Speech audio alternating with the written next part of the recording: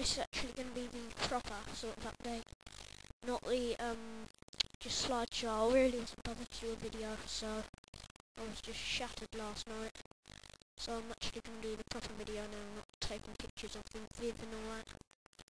And I'll tell you why the snake's not in there, and go into probably details as well. Right, so here we go.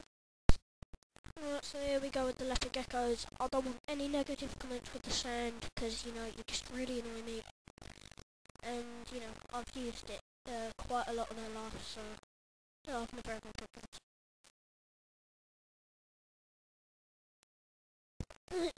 Hold on. There they all are.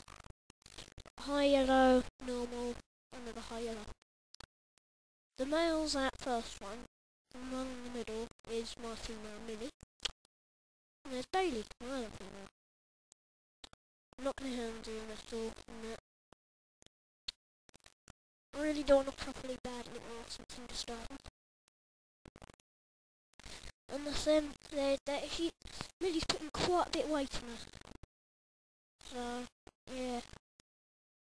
Okay, we'll move on. Yeah, so here we go, I'm back to the corn snake. The reason why it's not in the vivarium, I'm using it for a bearded dragon. And besides, it's kinda... the glass is all sticky, so I need to wash it.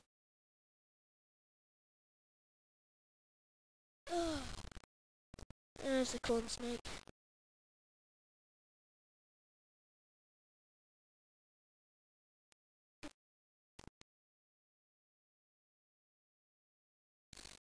He's lovely, he is. Not bad at all, not aggressive. He was fed yesterday, that's the reason why I'm not handling him, otherwise I would. So, I'm not scared of his aggression or anything. I just want him to digest properly. It's basic water bowl, boxified. There's other hide in there I need to wash as well because there's absolutely crap all over it.